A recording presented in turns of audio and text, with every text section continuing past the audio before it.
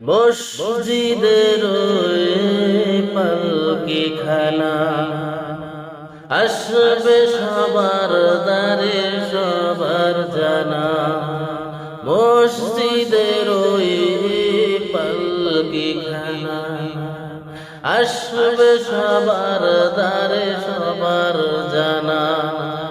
বড়ই পাতা আর গরম পানির শেষ গোসল দিবে সব জানা। গোসল শেষে সাদা কাফনে চির বিদায় দিবে মোনা।